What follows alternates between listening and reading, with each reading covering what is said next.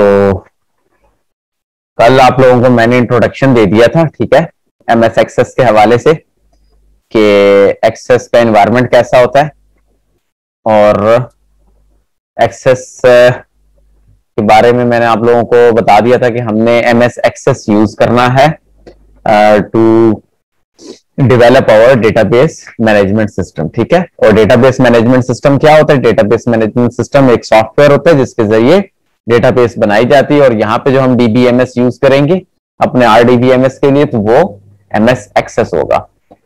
कल मैंने आप लोगों को ये भी बताया था कि आप लोग जो है कोशिश करना कि अगर आप लोग अरेंज कर सकते हो, जिसके पास कंप्यूटर है तो वो कंप्यूटर अरेंज कर ले।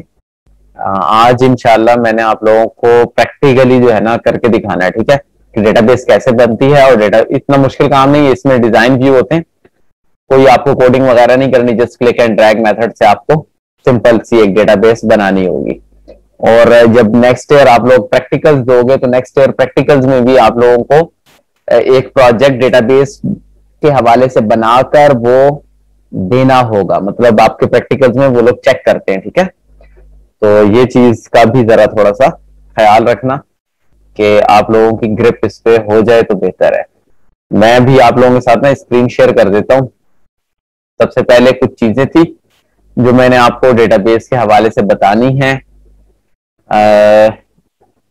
जो हम एनवायरनमेंट यूज करने जा रहे हैं उसके हवाले से, ठीक है, एमएस एक्सेस में। तो मैं आपके साथ स्क्रीन शेयर करता हूं। अभी जो आपको स्क्रीन नजर आएगी वो एक्चुअली प्रेजेंटेशन है जिसमें हम एमएस एक्सेस के बारे में कुछ दो चार बातें बताएंगे, और उसके बाद फिर जो है एमएस एक्सेस पे डायरेक्ट चले जाएंगे और वहां से फिर उसको करना शुरू करेंगे काम। जी, आप लोगों के सामने इस वक्त स्क्रीन होगी, आई गेस आप लोग देख सकते होंगे स्क्रीन को।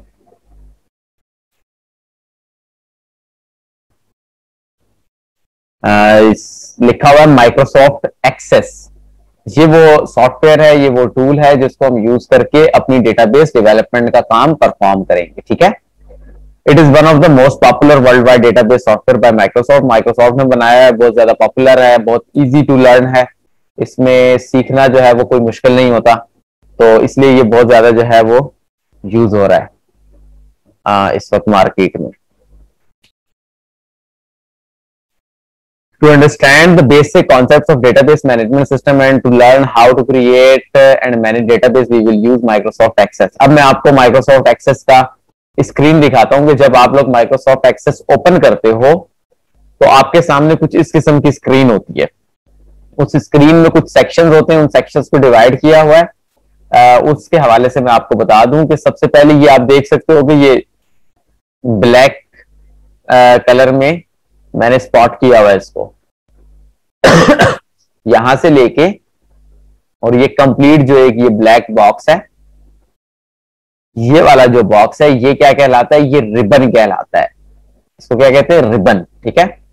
The Access ribbon located near the top of the Access window is the control centre in access.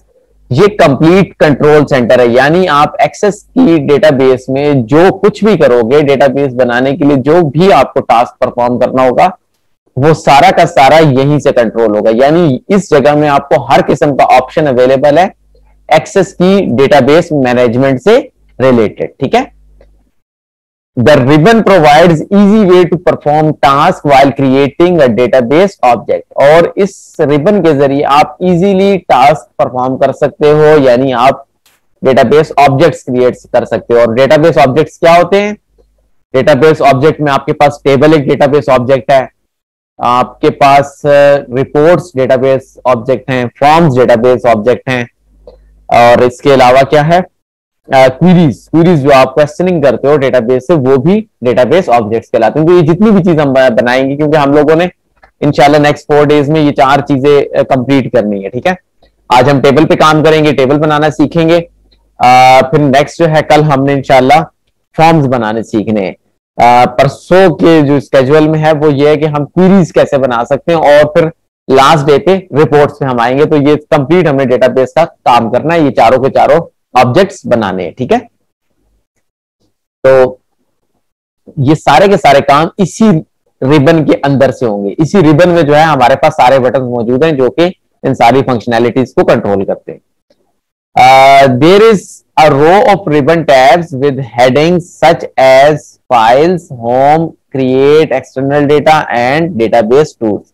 अब आप अगर देखो तो इसमें जो पहली रो है ये रो होती है, ठीक है ना। आपको डेटाबेस के हवाले से पता होना चाहिए कि रो क्या होती है, जो हॉरिजेंटली हो, और कॉलम क्या होते हैं, जो वर्टिकल हो। और डेटाबेस में हम हॉरिजेंटल रोज को रिकॉर्ड्स बोलते हैं और वर्टिकल कॉलम्स को हम फील्ड्स या एट्रीब्यूट्स बोलते हैं, ठीक है। तो ये चीजें हमने लास्ट चैप्टर में पढ़ी हुई हैं, लेकिन साथ साथ मैं रिमाइंड करवाता रहूंगा ताकि, क्योंकि वहां थ्योरेटिकली पढ़े थे, यहां हमें प्रैक्टिकली इन सब चीजों को देखना है, ठीक है। There is a row of ribbon tabs with heading such as, अब ये देखो यहां पे रो है रिबन में और इसमें क्या है, टैब्स हैं। जिस तरह से आप गूगल क्रोम खोलते हो तो गूगल क्रोम में आपके पास डिफरेंट टैब्स होते हैं। चलो मैं आपको शेयर करके दिखाता हूं, गूगल क्रोम की स्क्रीन में आपके साथ शेयर करता हूं तो आप लोगों को जो है उसमें टैब्स नजर भी आ जाएंगे, ठीक है।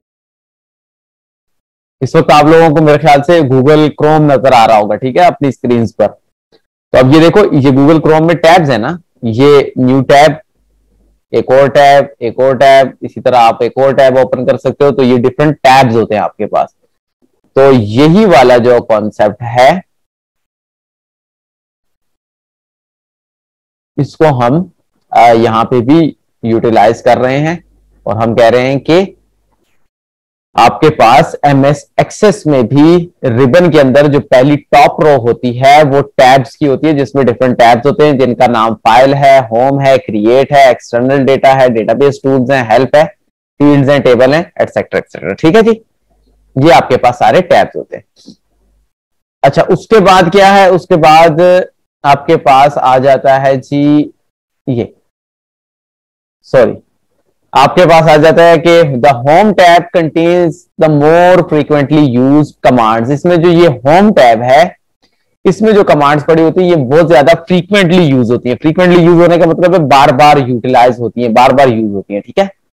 ये हम अक्सर यूज करते हैं क्योंकि इसी में ही आपके पास जो है मोस्टली डिजाइन व्यूज होते हैं, इसमें आपके पास डेट एंड टाइम और इस तरह की चीजें होती है तो जो आप बार बार यूज करते हैं, तो ठीक है जी। उसके बाद है clicking on each tab presents with its own individual ribbon with its own icon. जब भी आप किसी टैब पे क्लिक करोगे तो वो अपने अपने उसके उस टैब के अंदर जो जो ऑप्शंस अवेलेबल हैं, जो जो फंक्शनैलिटीज अवेलेबल हैं वो आपके सामने आइकन्स के तौर पे पेश कर देगा।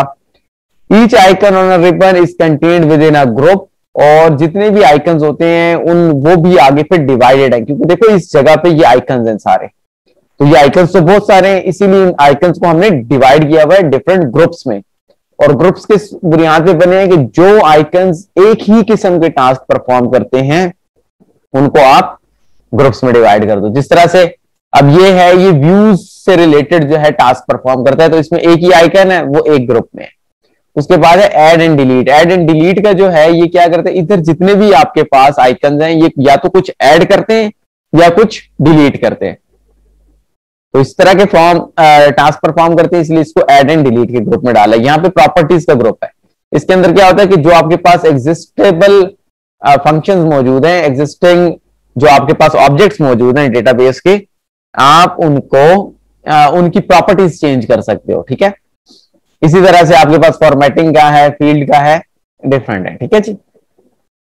अब हम ऐसा करते हैं कि एमएस एक्सेस पे जाते हैं और डेटाबेस बनाने की कोशिश करते हैं, ठीक है जी। काइंडली मुझे जो है ना जरा थोड़ा सा रिस्पॉन्स दो इस हवाले से कि अभी तक जो बात हुई है वो सारी आप लोगों के दिमाग में आ गई है। हाँ जी साहिल बताओ। जी सर।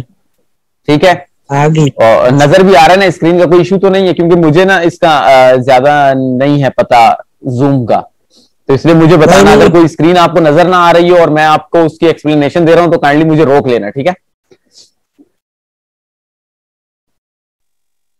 अभी मैं आप लोगों के साथ जो स्क्रीन शेयर करूंगा वो एमएस एक्सेस की स्क्रीन है, ठीक है।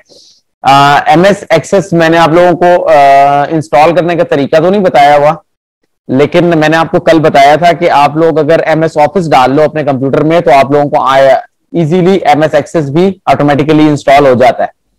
तो जिनके पास कंप्यूटर हैं उनसे मैं यही एक्सपेक्ट कर रहा हूं कि उनके पास एमएस एक्सेस होगा, या अगर है तो आप लोग उसको चलाना जानते होगे, मतलब एटलीस्ट उसको स्टार्ट कर सकते होगे। ठीक है, नहीं कर सकते तो मैं खैर इस पे एक छोटी सी वीडियो बना के आप लोगों के साथ शेयर कर दूंगा, जिससे आप लोगों को पता चल जाएगा कि एमएस एक्सेस किस तरीके से रन किया जाता है। ठीक है, और इंस्टॉल भी कैसे करते हैं वो भी अगर मुझे टाइम मिला तो मैं वो भी आपके साथ शेयर कर दूंगा। अदरवाइज आप एक कोई भी सीडी एमएस ऑफिस की जाके बाजार से परचेज करो और उसको सिंपली इंस्टॉल कर लो तो आपके पास एमएस एक्सेस आ जाता है। आप लोगों ने करना क्या होता है कि या तो आप जो है सर्च में नीचे जो विंडोज में सर्च का आइकन आ रहा होता है उसमें लिख दो एमएस एक्सेस, तो वो आपके सामने ऑटोमेटिकली आ जाएगा। उस पर क्लिक करोगे एमएस एक्सेस स्टार्ट हो जाएगा। एमएस एक्सेस स्टार्ट जब होगा तो आपके सामने किस किस्म की स्क्रीन होगी मैं आपके साथ अब वो शेयर करने लगा हूं, और आगे जितना भी काम होगा वो आपको उसी स्क्रीन पर नजर आता रहेगा। ठीक है, आ गई सर, अभी खोल तो लिया स्क्रीन, इसके बाद क्या करना है? एमएस एक्सेस की स्क्रीन आ गई है आपके सामने? नहीं सर, मैंने तो इधर खुद खोल लिया है। क्या हुआ है? मतलब लैपटॉप पे इधर खोल लिया है ना सर। अच्छा, तो हाँ। आपके पास लैपटॉप में इस वक्त एमएस एक्सेस मौजूद है? जी सर। ठीक हो गया। 10-2000। अच्छा, इस वक्त आपको मेरी जो स्क्रीन मैंने शेयर आ रही है सर, आ रही है? जी जी सर आ रही है। ठीक है, कंप्लीट है ना स्क्रीन? यस सर, कंप्लीट है। ठीक हो गया। अच्छा, इस वक्त आप लोग देख सकते हो इस स्क्रीन पर के सामने आपके पास लिखा हुआ है, ये एक्सेस लिखा है, उसके बाद होम है, न्यू है, ओपन है। ठीक है, मैं आपको सारी चीजों की एक एक मर्तबा बता देता हूं। होम का मतलब है कि इस वक्त आप होम पे मौजूद हो, यानी जो इनिशियल आप जैसे ही first time MS Access start करते हो तो आपके सामने इस तरह की स्क्रीन आती है। इस न्यू का मतलब यह है कि अगर आप कोई नई डेटाबेस बनाना चाहते हो तो वो आप यहां से न्यू पे क्लिक करके बना सकते हो। जिस तरह से एमएस वर्ड में आप एक न्यू फाइल बनाना चाहते हो तो न्यू पे क्लिक कर देते हो। ओपन का मतलब वही है जो एमएस वर्ड में होता है कि अगर आपके पास पहले से कोई डेटाबेस मौजूद है, बनी हुई है, तो आप उसको यहां से ओपन कर सकते हो। ठीक है, हमने क्या करना है आप देख लो कि इस वक्त ये न्यू पे है, यहां से न्यू से आप चेंज भी कर सकते हो। ठीक है, इस वक्त ये न्यू पे है।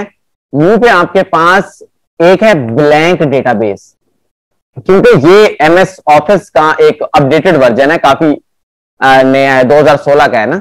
मेरे पास ऑफिस 2016 है, 13 में भी तकरीबन ऐसी ही इन्वायरमेंट आपके पास होगी बल्कि एज इट इज यही होगी। अब इसमें आपके पास ऑप्शंस अवेलेबल है काफी सारे। एक ये है कि आप ब्लैंक डेटाबेस बना लो। ब्लैंक डेटाबेस का मतलब खाली आपके पास डेटाबेस होगी और आप उसको खुद से बनाना शुरू करो। अगर आप ऐसा नहीं करते तो आपके पास जो है बहुत सारे पहले से ही जिसको हम कहते हैं टेम्पलेट्स मौजूद हैं। टेम्पलेट्स हैं ये, ठीक है ना। ये आप देख रहे हो एसेट ट्रैकिंग लिखा हुआ है, यानी अगर आपने अपने एसेट्स के लिए कोई डेटाबेस बनानी है तो उसका डेटाबेस का design as a template already मौजूद है इंटरनेट पे, और आप जस्ट उसको क्लिक करोगे तो ये इंटरनेट से डाउनलोड करके आपको उस तरह की डेटाबेस दे देगा। जस्ट आप उसमें डेटा फिल करना होगा। आपको टेबल्स नहीं बनाने पड़ेंगे, उसमें आपको रिलेशनशिप्स नहीं बनाने पड़ेंगे क्योंकि ऑलरेडी मौजूद होगा।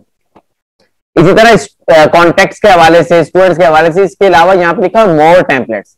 तो ऑनलाइन भी आप बहुत सारे टेम्पलेट सर्च कर सकते हो। लेकिन जो हमने करना है, हमने ये करना है कि हमने नई डेटाबेस बनानी है, खुद से अपनी डेटाबेस क्रिएट करनी है।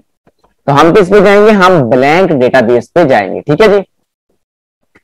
जैसे आप ब्लैंक डेटाबेस पे जाते हो तो सामने आपकी ये स्क्रीन आ जाती है। आई थिंक आपको नजर आ रहा होगा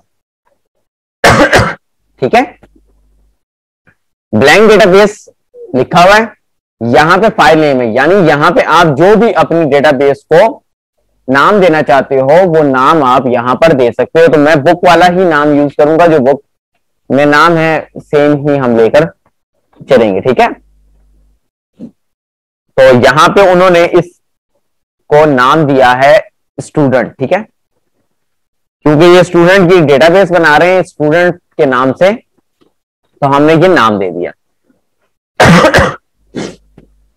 उसके बाद यहां पे ये देख लो, ये ब्राउज का बना हुआ है, फोल्डर आइकन बना हुआ है। इस पे क्लिक करके आप क्या कर सकते हो, इस पे क्लिक करके आप जो है अपनी प्रेफरेंसेस सेट कर सकते हो, यानी आप अपनी जो डेटाबेस है उसको कहां पे सेव करना चाह रहे हो, यहां से आप सिलेक्ट कर सकते हो। तो मैं इसको डेस्कटॉप पे ही सेव करना चाह रहा हूं, तो मैंने सेव कर दिया। और ये यहाँ पे लिखा है कि माइक्रोसॉफ्ट एक्सेस 2007 से लेके 16 तक की डेटाबेसेस के साथ ये कंपैटिबल है। ठीक है जी, जैसे ही मैंने किया तो इसके साथ स्टूडेंट के साथ उसका क्या आ गया, .accdb यानी एक्सेस डेटाबेस, उसकी एक्सटेंशन लग गई। ठीक है, और ये कहां पड़ा हुआ है, ये सी में पड़ा है, यूजर में गालिब में, और ये इस तरह से जिस जगह पे पड़ा है। आप इस क्रिएट के बटन पे क्लिक करोगे, जैसे ही क्रिएट के बटन पे क्लिक करोगे तो डेटाबेस आपकी क्रिएट होगी। यानी आपने कोई इसके लिए लंबा चौड़ा काम नहीं किया, आपने कोई इसके लिए जो है वो कोडिंग नहीं की डेटाबेस क्रिएट करने के लिए। अदरवाइज डेटाबेस एसक्यूएल सर्वर में अगर आपको क्रिएट करनी है तो बाकायदा आपको कोड लिखना पड़ता है। जस्ट आपने 2 क्लिक्स की और आपकी डेटाबेस क्रिएट हो चुकी है। अब इसके अंदर हमारे पास डेटाबेस में क्या होते हैं, डेटाबेस में ऑब्वियसली हमारे पास ऑब्जेक्ट्स होते हैं, और ऑब्जेक्ट्स में सबसे इंपॉर्टेंट ऑब्जेक्ट क्या है, वो टेबल्स हैं। क्योंकि रिलेशनल डेटाबेस में आपके पास क्या होते हैं, टेबल्स होते हैं। तो हम सबसे पहले टेबल क्रिएट करेंगे, तो क्रिएट के टैब में जाओगे सबसे पहले। ठीक है, क्रिएट के टैब में आए, यहां से टेबल में आए, और टेबल में आपने ये टेबल डिजाइन को सिलेक्ट करना है। ठीक है, ताकि ये कह रहा है कि create a new blank table in design view, हम डिजाइन व्यू में करना चाह रहे हैं, तो इसलिए हम इस पे जैसे क्लिक करेंगे आपके पास डिजाइन व्यू में एक टेबल क्रिएट हो गया। ठीक है, ये आप देख सकते हो कि टेबल आपके पास क्रिएटेड है। यहां पे आपके पास क्या लिखा हुआ है, एक आपके पास कॉलम है फील्ड नेम्स के हवाले से, एक है उसकी डेटा टाइप्स के हवाले से, और एक है डिस्क्रिप्शन। डिस्क्रिप्शन के साथ लिखा है ऑप्शनल, यानी डिस्क्रिप्शन आप लिखो ना लिखो कोई फर्क नहीं पड़ता। आपको पता है कि कोई भी डेटाबेस जो होती है उसके अंदर रिकॉर्ड्स होते हैं। रिकॉर्ड्स क्या होते हैं, जो हॉरिजेंटल रोज होते हैं, और आपके पास जो कॉलम्स होते हैं वो वर्टिकल कॉलम्स होते हैं, जिसमें आपके पास फील्ड्स होती हैं या एट्रीब्यूट्स होते हैं। तो अब अगर हम स्टूडेंट टेबल बना रहे हैं तो स्टूडेंट टेबल के अंदर स्टूडेंट आईडी मौजूद होगी, स्टूडेंट का नेम मौजूद होगा, स्टूडेंट का फर्स्ट नेम होगा, लास्ट नेम होगा, फादर नेम होगा, स्टूडेंट की क्लास होगी, इस तरह से डिफरेंट उसके एट्रीब्यूट्स होंगे। तो जो जो एट्रीब्यूट्स हैं उसी के हिसाब से हम बनाना शुरू करते हैं। ये जो फील्ड नेम है इसका मतलब है कि एट्रीब्यूट्स कौन कौन से हैं। तो आप लोगों ने एट्रीब्यूट यहां पे लिखने हैं। तो यहां पे मैं देता हूं इसका एक attribute student ID. Student ID क्या होगी, यानी उसका रोल नंबर होगा, और रोल नंबर की डेटा टाइप क्या होती है, रोल नंबर आपके पास दायरा नंबर की फॉर्म में होता है ना, तो हम यहां से सिलेक्ट करेंगे नंबर को, क्योंकि इसके अंदर होगा रोल नंबर 1 2 3 4, तो इसके अंदर इसी तरह का डेटा आएगा जो कि नंबर फॉर्म में होना चाहिए या होता है। ठीक है, उसके बाद हमारे पास और कौन सी फील्ड होनी चाहिए स्टूडेंट्स के हवाले से, स्टूडेंट नेम होना चाहिए, तो स्टूडेंट नेम यहां पे डाल देते हैं। और इसकी डेटा टाइप क्या होनी चाहिए, हम नेम किस फॉर्म में लिखते हैं, ऑब्वियसली नेम जो है हमारा टेक्स्ट फॉर्मेट में होता है ना। अगर मेरा नाम अब्बास है तो ABBAS, ये क्या है, टेक्स्ट है, नंबर तो नहीं है, तो इसलिए यहां पे हम, और इतना लंबा चौड़ा नेम नहीं होता, जाहिर हर बंदे का नेम 20-30 लेटर से ज्यादा का नहीं होता, तो इसलिए हम इसको शॉर्ट टेक्स्ट इसकी डेटा टाइप रहने देते हैं। ठीक है जी। इसके अलावा स्टूडेंट की क्लास होती है तो क्लास लिख दो, क्लास भी जाहिर है 4 5 6 इस तरह ही होगी, तो इसके लिए भी हमारे पास शॉर्ट टेक्स्ट जो है वो बेहतर रहेगा डेटा टाइप के हवाले से। फिर उसके बाद क्या है, डेट ऑफ बर्थ, DOB। अब डेट ऑफ बर्थ क्या होती है, डेट एंड टाइम होती है, तो यहां से हम सिलेक्ट करेंगे इसको डेट एंड टाइम। ठीक है जी। उसके बाद उसकी क्या है, 5वां एट्रीब्यूट है कि वो किस शहर में रहता है, यानी उसकी सिटी, और सिटी का भी नेम होता है, नेम टेक्स्ट फॉर्मेट में होता है, तो शॉर्ट टेक्स्ट इसके लिए बेहतर रहेगा। हमने ये कर दिया। इसके बाद हमने क्या करना है, इसकी प्राइमरी की बतानी है। ठीक है, तो प्राइमरी की बनाने के लिए ऑब्वियसली हमें पहले डिसाइड करना होगा कि इस पूरे टेबल में प्राइमरी की क्या होगी। अगर आप लोग मुझे सुन रहे हो तो ये बताओ कि इसकी प्राइमरी की क्या होनी चाहिए। अपने आप को अनम्यूट करो ना और जल्दी से मुझे बताओ कि इसकी प्राइमरी की क्या होनी चाहिए। आपके पास जो फील्ड्स मौजूद हैं वो हैं student ID, student name, class, date of birth और सिटी। क्या होनी चाहिए प्राइमरी की,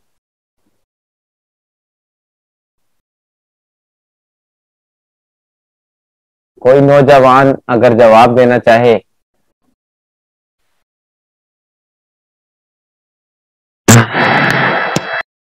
हाँ जी बताओ।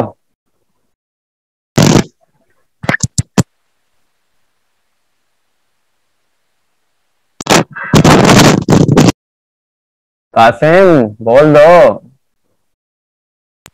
मैंने कहा सर कुछ तो होनी चाहिए, जी कुछ तो होनी चाहिए प्राइमरी। हाँ, तो कुछ क्या होनी चाहिए? ऑब्वियसली देखो, प्राइमरी की जो है हमारे पास यूनिक होती है, और इन सारी चीजों में देखो स्टूडेंट्स के नेम यूनिक नहीं हो सकते, क्योंकि दो स्टूडेंट्स के सेम नेम हो सकते हैं, और बहुत सारे स्टूडेंट्स एक क्लास में ही पढ़ते हैं तो वो भी यूनिक नहीं है। डेट ऑफ बर्थ भी बहुत सारे लोगों की सेम हो सकती है, एक शहर से ही बिलोंग कर सकते हैं। तो यूनिक क्या होगा इसमें? जैसे स्टूडेंट आईडी होगी, यानी हर बंदे का रोल नंबर डिफरेंट होता है, तो स्टूडेंट आईडी यूनिक है हमारे पास, उसको हम सिलेक्ट करेंगे, प्राइमरी की बना देंगे। तो प्राइमरी की बनाने के लिए आपने क्या करना है, जस्ट जिस फील्ड को प्राइमरी की बनाना है उसको सिलेक्ट करो, उस पर क्लिक करो। जब वो हाईलाइटेड हो तो आपने क्या कर देना है, ये यहाँ पे प्राइमरी की लिखा हुआ है, इस पे क्लिक करोगे, यहाँ पे एक की बनी हुई आ गई, इसका मतलब है कि ये आपके पास जो फील्ड है ये प्राइमरी की फील्ड है। ठीक है जी सर। अब आपने क्या करना है कि इसको सेव करना है। ये देख लो, ये सेव बटन बना हुआ है, जैसे ही आप इसको सेव करोगे तो ये आपको कहेगा कि इस टेबल का नेम दो, और इस टेबल का नेम क्या है? इसके टेबल का नेम भी हमारे पास स्टूडेंट ही है, क्योंकि स्टूडेंट टेबल है जिसमें स्टूडेंट्स का रिकॉर्ड हमारे पास पड़ा हुआ है। तो हमने ओके किया, हमारे पास ये स्टूडेंट टेबल क्रिएट हो गया। ठीक है जी,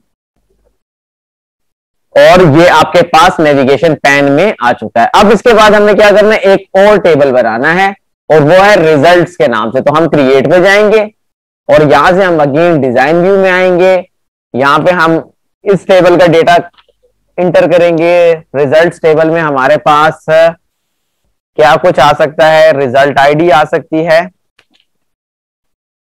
ठीक है जी, और इसकी डेटा टाइप क्या होनी चाहिए? इसकी डेटा टाइप नंबर ही होनी चाहिए, क्योंकि आईडी है। उसके बाद हमारे पास स्टूडेंट आईडी आएगी। स्टूडेंट आईडी क्यों आएगी? स्टूडेंट आईडी फॉरेन की है यहाँ पर, ठीक है। उस टेबल की जो प्राइमरी की थी वो हमने उठा के यहाँ पे इंसर्ट की, यानी फॉरेन की होगी हमारे पास। फिर हम एग्जाम टाइप लिखेंगे। एग्जाम टाइप किस किस्म का एग्जाम दे रहा है, तो ये शॉर्ट टेक्स्ट की फॉर्म में ही होगा, इसकी डेटा टाइप शॉर्ट टेक्स्ट होगी। फिर आपके पास मार्क्स आ जाएंगे, और मार्क्स आपके पास नंबर्स की फॉर्म में होते हैं, तो ये नंबर की फॉर्म में आ गए। यहाँ पे हमारे पास जो है प्राइमरी की होगी रिजल्ट आईडी, तो इसको हम प्राइमरी की सिलेक्ट करते हैं, और फिलहाल हम फॉरेन की सिलेक्ट नहीं करते, हम उसको फिलहाल ऐसे ही छोड़ देंगे। वो हम रिलेशनशिप्स जब पढ़ेंगे तो उसमें आ जाएगा। यहां से हम अगेन सेव करेंगे। सेव करने के लिए उसने कहा है कि इसका नाम, तो हम कहते हैं ये रिजल्ट टेबल है। ठीक है जी,